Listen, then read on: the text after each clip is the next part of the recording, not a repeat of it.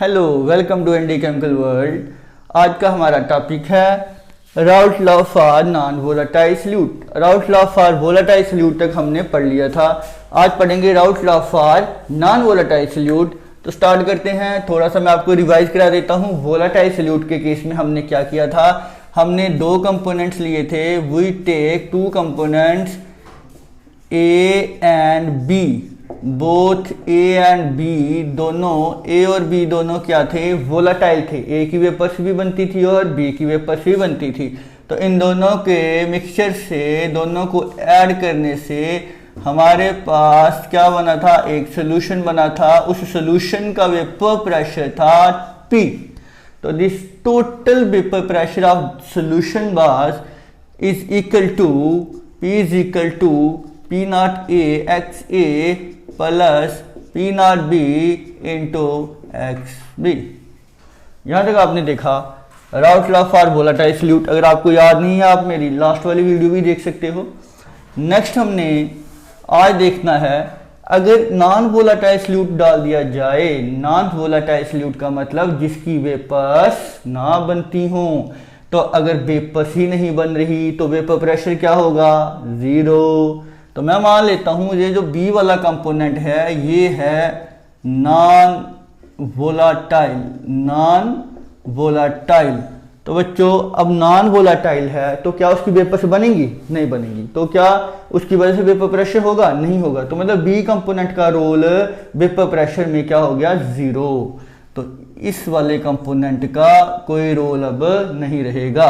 तो हमारा ये जो सोल्यूशन है इसका वेपर प्रेशर हो जाएगा P is equal to P not A into mole fraction of A।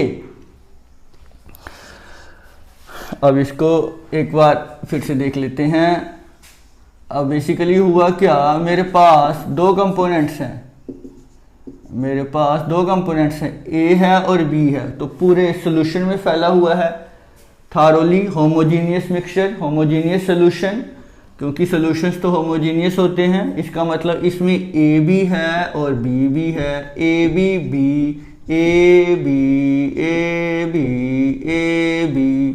ऐसे ही इसकी सरफेस के ऊपर A भी है और B भी है, A भी है और B भी है, A भी है B भी है। ठीक है, तो इसकी सरफेस के ऊपर दो टाइप के कंपोनेंट हैं। एक है वोलेटाइल जो A है और दूसरा है नॉन वोलेटाइल जो B है। तो भाई अगर आप प्योर की बात करें, प्योर में तो प्योर सॉल्यूशन में तो ऊपर ऊपर A था, जहाँ इसमें ऊपर वाली सरफेस में B, मतलब पूरे में A था, इसमें पूरे में B था। ठीक है ना। तो आप A की ऊपर वाली सरफेस अगर मैं कंसीडर कर लूँ तो उसमें सिर्फ क्या था, A था। तो मतलब पूरी सरफेस से वेपर्स बन सकते हैं, है ना। पूरी सरफेस से वेपर बन सकते हैं क्योंकि पूरी सरफेस पे क्या है, A है, बीच में भी A है, पूरे है ही, ये सॉल्यूशन ही A है। तो ऊपर भी तो A है, तो हर जगह से वेपर बन सकता है। यहाँ पर प्रॉब्लम है, यहाँ A के वेपर्स तो बन सकते हैं पर B के नहीं बन सकते। A के तो बन सकते हैं पर B के नहीं बन सकते। A के बन सकते हैं, B के नहीं बन सकते। तो यही कहा था राउल्ट ने नॉन वोलेटाइल के लिए। राउल्ट कहता है कि नॉन वोलेटाइल सॉल्यूट के केस में क्या होगा, आपका नॉन वोलेटाइल के सॉल्यूट में आपका वेपर प्रेशर कम हो जाएगा। क्यों? क्योंकि जब आपने एक नॉन वोलेटाइल सॉल्यूट उसमें डाल दिया, नॉन वोलेटाइल सॉल्यूट सरफेस के ऊपर भी तो आएगा, पूरे सॉल्यूशन में आएगा तो सरफेस के ऊपर भी आएगा। तो उससे सरफेस एरिया कम हो जाएगा। अब इसमें वोलेटाइल नॉन वोलेटाइल ऐसे करके है तो नॉन वोलेटाइल की वेपर्स नहीं बनेंगी, इसलिए हमारा वेपर प्रेशर क्या हो जाएगा, कम हो जाएगा। तो इसको फर्दर देखते हैं। Total pressure is equal to P not A into, अब आपको पता है किसी भी सॉल्यूशन में sum of its mole fractions is equal to 1। तो मैं मोल फ्रैक्शन ऑफ A को 1 minus mole fraction of B भी लिख सकता हूँ। तो 1 minus mole fraction of B लिख दूंगा। P नॉट A को इसके डिनोमिनेटर में ले आते हैं। P upon P not A is equal to 1 minus mole fraction of B। इसको सॉल्व करेंगे 1 को इधर ले आएंगे, एक्स बी को उधर ही रहने देंगे, तो ये बन जाएगा 1 minus P upon P not A is equal to mole fraction of B. इसको सॉल्व करेंगे, P not A minus P upon P not A is equal to mole fraction of B. तो P not A minus P क्या है? P not A minus P है, अब P not A है pure A component का vapour pressure और P है इस सॉल्यूशन का वेपर प्रेशर।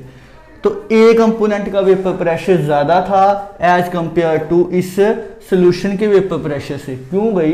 क्योंकि सॉल्यूशन के वेपर प्रेशर में वोलाटाइल भी है और नॉन वोलाटाइल भी है, पर ए कंपोनेंट में सिर्फ वोलाटाइल था, इसलिए P not A minus P is equal to lowering of vapour pressure, lowering of vapour pressure.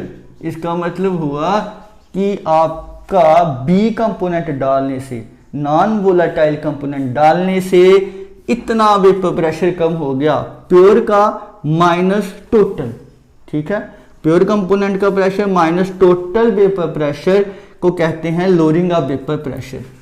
और P not A minus P divided by P not A, इसको कहते हैं relative lowering of vapour pressure. इसको ध्यान रखना है, इसको कहते हैं relative lowering of vapour pressure, relative lowering of BP vapour pressure. ये लोअरिंग ऑफ वेपर प्रेशर है, ये relative lowering of vapour pressure है, दोनों में डिफरेंस है।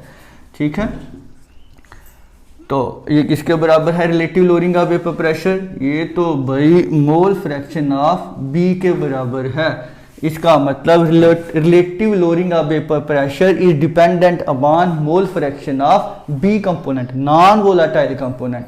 तो यहाँ पर हमारा राउल्ट लॉ कंप्लीट हो जाता है। राउल्ट लॉ में हमने देख लिया, एक बार फिर से थोड़ा सा रिवाइज कर दूंगा।